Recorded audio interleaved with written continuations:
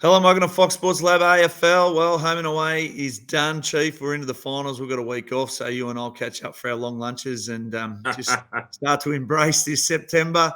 Right from the get-go, I'm going to kick it off because everyone wants to know who the grand finalists are. So I've got my two, but I'm going to let you go first because I don't want you to heckle me off the back of that. And I want your grand finalist. Who's your future prediction?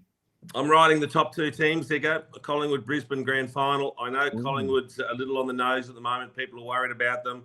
They'll get Darcy Moore back. They'll get Nathan Murphy back. You get your two key defenders back. Then it's just a matter of holding on until hopefully Nick Dacos is back in the fold. But I'm hoping those two make the grand final. I think it'll be a great game. Yeah, well, I've got Collingwood and Melbourne. So we know they meet in week one. One of them will head to the other side of the draw. Just thinking from form, those two, I reckon, are going to be in the grand final. Yep. Now, this is where it gets interesting. So what are we looking forward to? It can be a team, can be a player come this September. So I'll kick it off. Paddy Cripps hasn't played finals yet in his career. He's won a Brownlow. He's the captain. He's done everything. I'm excited for – you would know this better than anyone. Some guys are just built to play finals footy. Yep. I feel he's built to play finals footy. He is a ripper. Mate, I want to see Nick Dacos get back in. I think the competition's missed him since he's been out injured. He's exciting. Collingwood's a different team when he's kind of linking up and getting involved in all fashions of play. So I think to have him back on the September stage, it'd be a great comeback to get back from the injury and then all of a sudden light it up again. Imagine... I mean, we place far too much expectation on the young man already, but he was an unbackable Brownlow favourite for most of the year until he got injured. Imagine if he comes back and lights up the finals, mate. How good would that be? It'd be good to see him off a long spell. We'll see what his fresh forms are like coming into a final. Let's go through the bottom 10. So we're going to be pretty focused over the next couple of weeks on the top 8.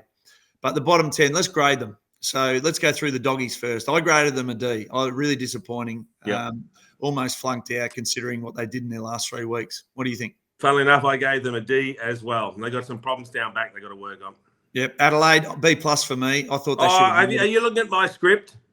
No. I gave them a B+ because I thought they were the best performed team outside the 8. Unlucky not to be playing finals. Really good form against the top teams as well. I love it. Essendon, C for me. I gave them a C. You are kidding me. No, this is extraordinary. Oh, wow. Yeah, they got some problems. They've still got some major recruiting to do, the Bombers. Geelong, I gave a C-.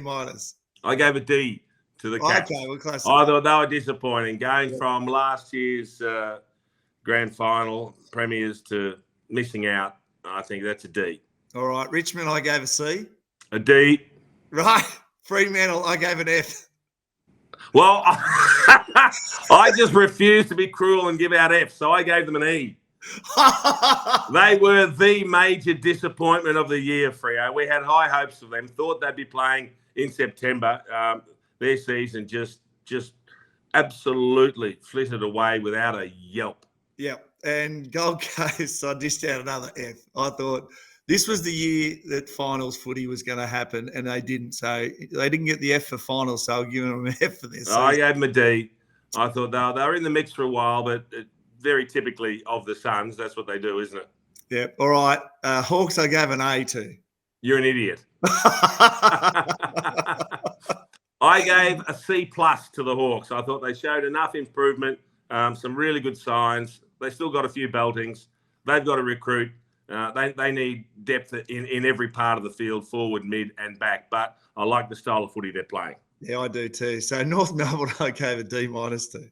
E. Oh, E. Okay. E. I'm sick of hearing about all the good young talent, but they don't win games. What about West Coast? I gave an F. E. That was as low as I was prepared to go. Okay, I love it. All right, talk all Australian because that's pretty exciting considering we've got a week off. Everyone's deliberating on who's in, who's out. But let's talk about the skipper. So Toby Green, skipper for the first time. The Giants under Adam Kingsley, they're going to play finals footy, and they're probably the most dangerous team in the bottom 4. Let's get your thoughts on who you think the skipper might be. I'm fascinated by all this talk every year about who's going to be All-Australian skipper.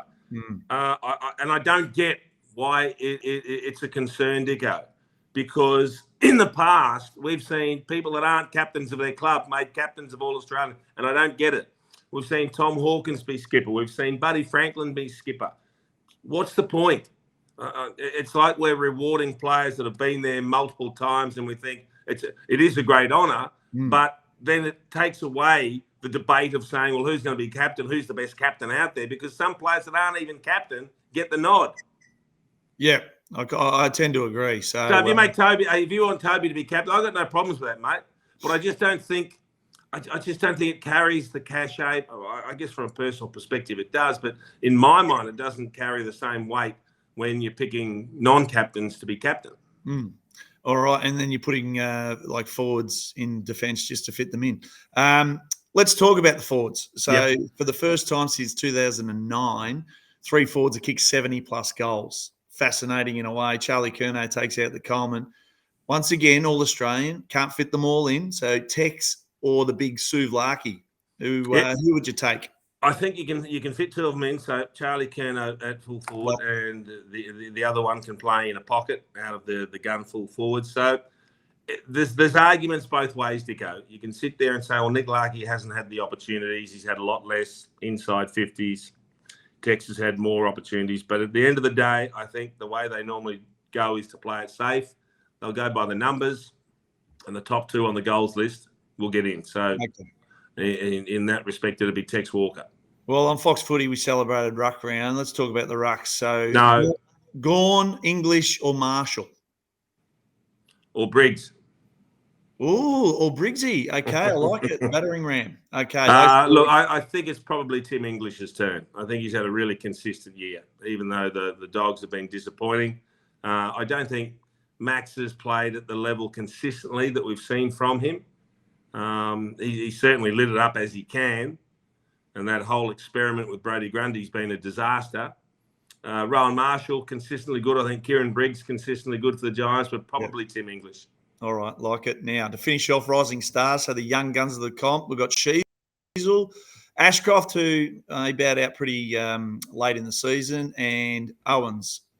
Of those 3, who would win the Rising Stars? Well, I have a strong view on this, but it's about time you sacked up. You're allowed to give some indications and some decisions as well. So who are you giving it to? I think Sheezel, right from the get-go. He's had a consistent season. He's played in the bottom team. He's produced probably the best first year I reckon I've seen outside Nick Dacos last year. I think his year's been even better. Okay. What do you think? Well, I am going for Ashcroft because I think, and I've got no set against Harry Sheezel, but let's be brutally honest, he's playing half-back where you don't play on anyone. The ball's lived in North Melbourne's defensive half, so you'd have to fall over not to get possessions. But young Will Ashcroft has gone into the engine room in a top team that has played some big games. If he wasn't injured, we wouldn't even be having the discussion. He'd be a walk-up start. I think he did enough at that level before he got injured to win it.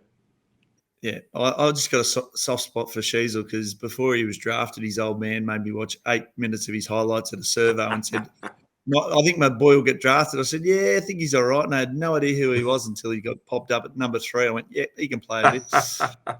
All right, Chief, enjoy your week off. We're going to look forward to ripping into the first week of the finals, which is going to be an absolute belter. So thanks for joining us here on our Monday.